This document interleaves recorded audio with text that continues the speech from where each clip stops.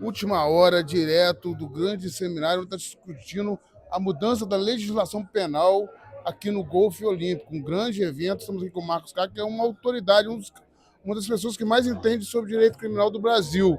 Fala um pouco para a gente da importância do impacto dessas leis e dessa discussão sobre a violência, que hoje é o que mais aflige o brasileiro. Então, eu acho que a sociedade ela já está bastante cansada, né, dos fatos cotidianos que foram narrados aqui no fórum e que a gente tem visto, né, na mídia, na imprensa, de atos de violência gratuita, de barbárie, do crime organizado tomando conta da cidade do Rio de Janeiro, do tráfico de entorpecente, da milícia, da narcomilícia. Então a gente precisa pensar, né, o direito como um todo, o direito penal de uma forma mais especial, para ver onde é que nós estamos errando e quais são as políticas que a gente pode adotar daqui para frente para dar um freio de arrumação e permitir que a sociedade possa voltar a caminhar na praia, a frequentar os parques, a frequentar os locais públicos. Quando você vê um assalto à mão armada numa área nobre da Barra da Tijuca, como a gente teve semana passada, em frente ao Golden Green, num quiosque, 9h30 da manhã, a gente vê que o nosso sistema ruiu, né? O nosso castelo caiu e que a gente precisa adotar medidas sérias, né? Bem pensadas, para retomar esse controle. E há uma leniência do Poder Legislativo, o Poder Legislativo está tomando as rédeas novamente para endurecer a questão da legislação contra a criminalidade. Então, o Brasil é um país sui generis, né? A gente tem algumas decisões que são tomadas no Congresso, que, na verdade, a diferença do congressista para o jurista é que o congressista vai à rua, pega voto e se elege pela vontade popular. O judiciário no Brasil, isso inclui o Ministério Público e a Defensoria Pública, né, os atores da justiça, eles são concursados. Então eu não me submeto a uma urna, eu não me submeto a voto, eu não me submeto à vontade popular. E a nossa independência para trabalhar, ela advém exatamente daí. Eu não devo satisfação a ninguém, a não ser a minha consciência e a lei posta do país. Quando o legislativo faz algum tipo de ação, né, quando ele cria leis que são leis para endurecer, infelizmente, né, tem sido judicializadas essas questões e os tribunais superiores têm decidido. Foi dito hoje aqui no fórum a lei de crimes hediondos, cuja execução da pena foi decidida pelo legislador, seria integralmente regime fechado. Isso foi abrandado, foi modificado pela jurisprudência brasileira. Então eu vejo algum movimento no Congresso para dar esse freio de arrumação. Mas eu acho que essa iniciativa, né, do general Pazuello, do Leão e de outros atores, elas vêm exatamente no sentido do anseio da população, né, em poder ter segurança mínima, que é direito de todos, é obrigação e dever do Estado, para que a gente possa novamente caminhar, andar de carro sem ser assaltado, caminhar nas praças, nas praias, que a gente possa voltar a ser o carioca feliz de sempre, que a gente sempre foi, um povo alegre, hospitaleiro, sorridente, mas que está cada vez com mais medo de sair de casa, porque a gente não sabe o que nos espera na rua. Vossa Excelência, com sua experiência, já trabalhou em muitos casos aí de repercussão nacional. Teve resultados positivos ou a maioria das pessoas que Vossa Excelência trabalhou para encarcerar já estão soltas? Como é que está essa questão da leniência aí? Agora também tem a audiência de custódia. A sua opinião sobre isso? É preciso endurecer mais ou realmente funcionou a justiça nos casos que Vossa Excelência atua e consegue prender os criminosos? Então, eu tenho 28 anos de atuação no Ministério Público, né? Tenho mais de 1000 plenários de tribunal de júri, que são crimes basicamente de homicídio. Eu acredito que nessa seara tem andado razoavelmente bem. Não posso dizer que andou da melhor forma, não andou 100% como eu gostaria. Em relação às leis brasileiras, né, como já foi dito aqui no fórum, eu acho que o principal é você endurecer contra a criminalidade violenta, né? Os crimes graves, né, o crime de estupro, latrocínio, sequestro, né, homicídio. Eu acho que a resposta penal no Brasil ela é uma resposta bem mediana, né? Quando você fala de homicídio 12 a 30 anos, ela é uma resposta mediana. O problema é a execução da pena, né? A execução da pena é uma piada no Brasil. O sujeito executa a pena com 1/6 a 2/3, ele já está na rua. Então, no homicídio de 12 anos, pode ser que em 2 anos você encontre a pessoa que matou seu filho, a sua filha, que você foi prestar depoimento perante o Tribunal de Justiça, você encontra essa pessoa na feira, na praia, no supermercado.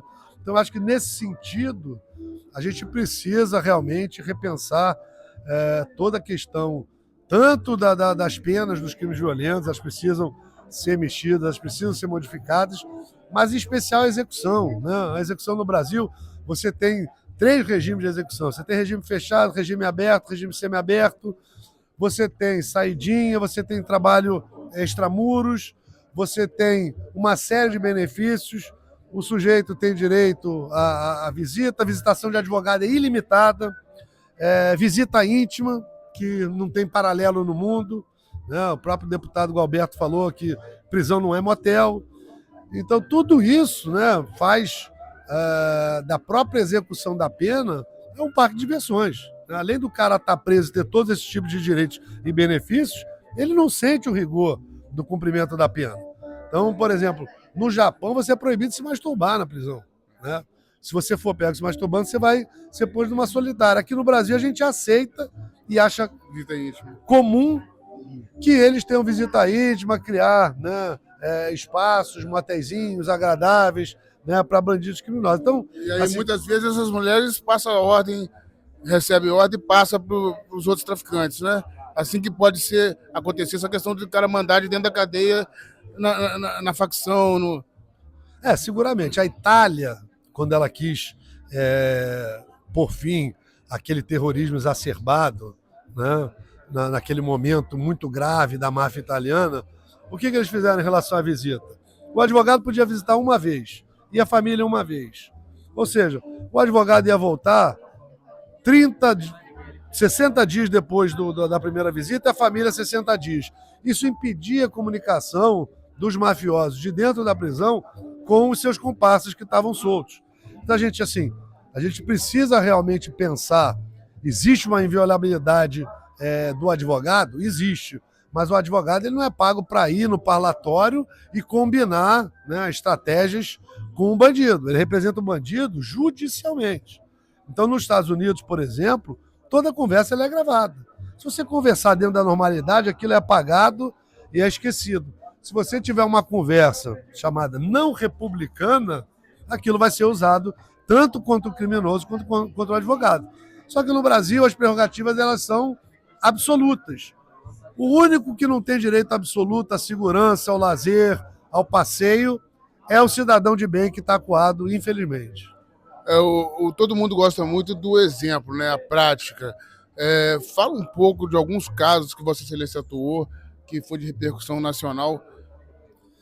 Então, eu atuei assim, em bastante casos que acabaram gerando uma repercussão, né? A FIFA, inclusive, contribuiu, né, para o desmantelamento, né, de toda aquela sujeira que estava no futebol mundial. Foi a partir daquela operação que a gente deflagrou em 2014 que a diretoria da FIFA acabou caindo, né? O próprio diretor que falou que ia dar um chute no traseiro do Brasil da realização da Copa do Mundo, ele acabou caindo lá na Suíça. Esse foi um caso de grande repercussão, estava, digamos assim, em boas palavras, rivalizando com a Lava Jato, que estava começando no Brasil também naquela época.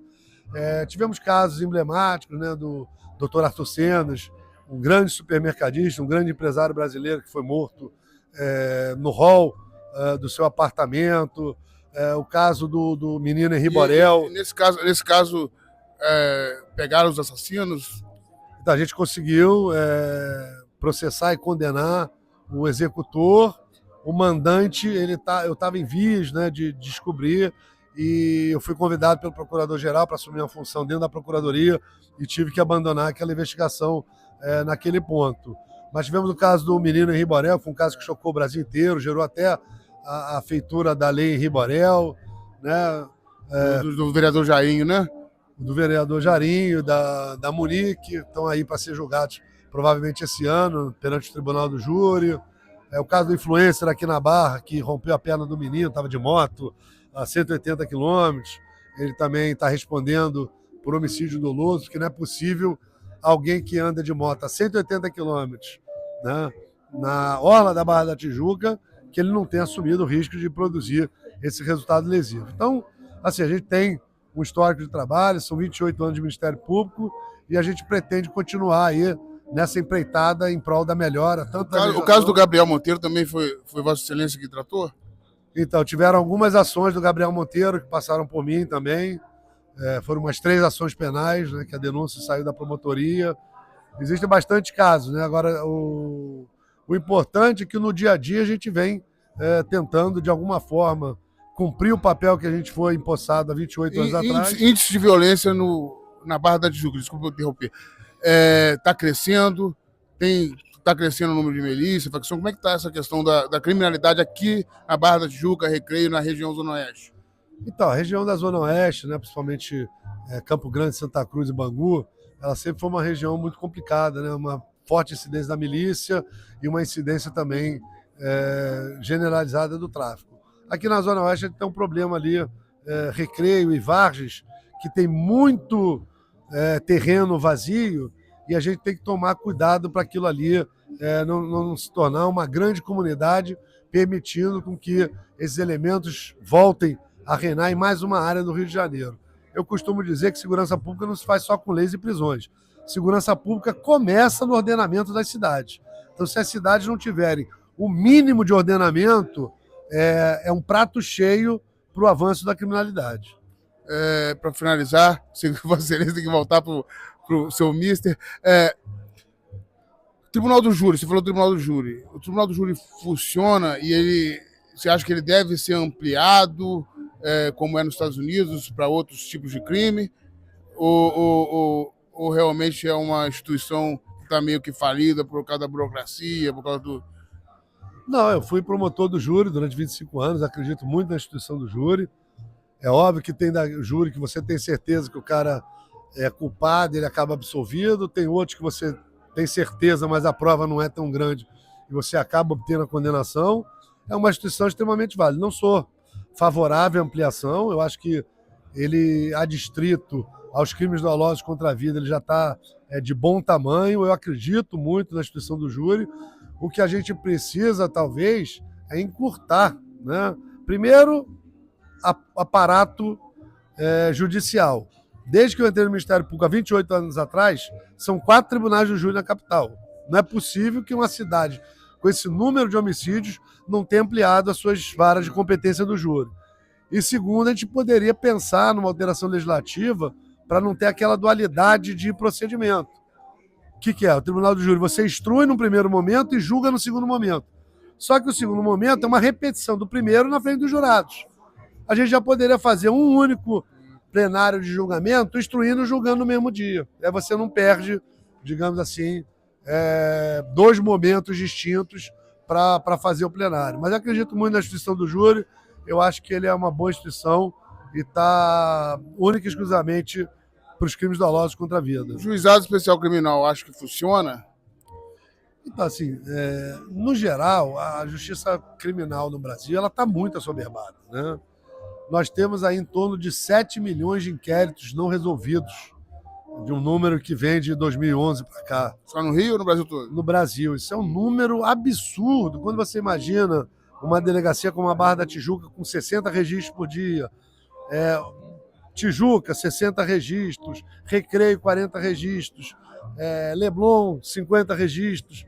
Não existe polícia no mundo que dê conta disso. A gente precisa pensar também, de uma forma mais pragmática, o que a gente pode fazer para tentar diminuir o número desses registros para que a polícia volte a trabalhar no que é sério e deixe de trabalhar no que não tem muito... Cada registro desse perde ali 2, 3 pessoas que poderiam estar na guarda, fazendo o seu serviço ali, preso ali na burocracia da delegacia, né? Na verdade, o registro mostra 2 facetas do mesmo problema. A primeira faceta é que o brasileiro cada vez mais está cometendo crime, né? Você pega uma pessoa de bem, está numa fila de banco, o sujeito da frente esquece um telefone celular, aquela pessoa dita de bem mete o telefone celular no bolso e vai embora para casa. Então, quando que você imaginaria que aquela pessoa faria, né, cometeria um furto daquele?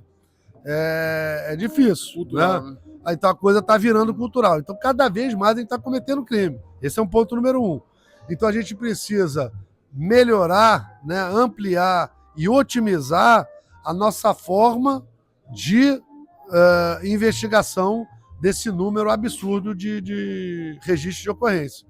Se você não otimizar o trabalho da polícia, não existe polícia no mundo que consiga investigar 60 mil homicídios por ano. É impossível. Outros 60 mil de homicídios no trânsito. Então, são 120 mil. Nós temos números de guerras, né, que produzem muito menos mortos e feridos como a gente, mas nós não temos otimizado o trabalho da polícia, do Ministério Público e da Justiça. Isso também é um viés que a comissão deveria ver. Tem uns dados que cerca de 70 mil pessoas estão envolvidas nas milícias, facções aqui no Rio. É um pequeno exército, né? Como que se faz para combater isso? Não, é muito difícil, né? Quando você tem uma decisão impedindo a polícia de entrar em comunidades, de entrar em favelas, de exercer o seu trabalho. A gente viu no vídeo aqui quantos locais que estão sitiados, com barricadas, com posicionamentos de guerras, de armas de guerra. Então fica muito difícil quando você não tem uma integração da justiça com os estados, dos estados com as polícias, fica muito difícil. Então, se você mantiver essa decisão por muito mais tempo, isso foi um campo fértil para o avanço tanto da milícia quanto do tráfico, que são duas criminalidades aí extremamente violentas. Então a gente precisa repensar essa DPF, precisa ver se não pode mitigar, porque impedir a polícia de trabalhar é você permitir o avanço da criminalidade. Há um afrouxamento legislativo quanto a isso, porque o STF praticamente está criando norma jurídica com isso. Está usando de uma DPF para instituir legislação penal.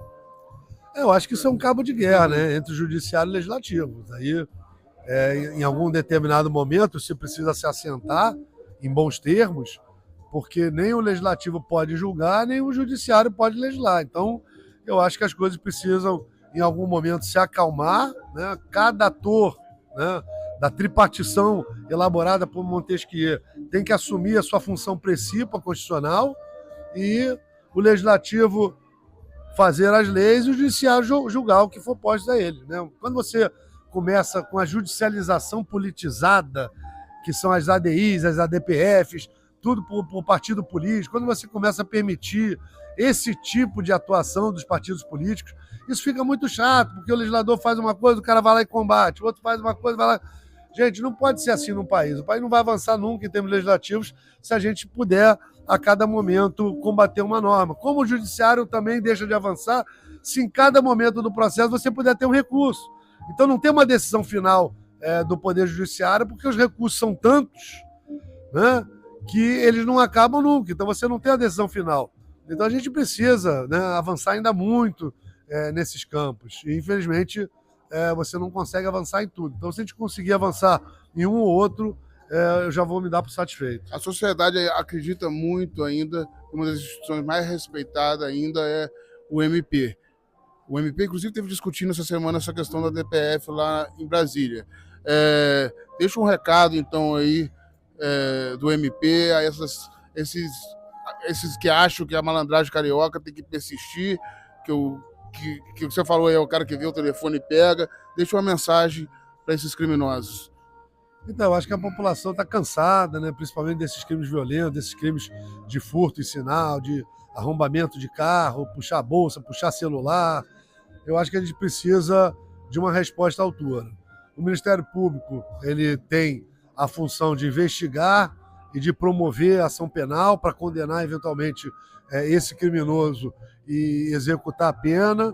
Então, a mensagem que eu deixaria para a população é que ela pode acreditar no Ministério Público, o Ministério Público está trabalhando a todo vapor e que a gente quer o mesmo que a sociedade, que é diminuir essa criminalidade e poder dar ao brasileiro, em especial ao carioca, a possibilidade maior que o ser humano pode ter, que é o direito de ir e vir.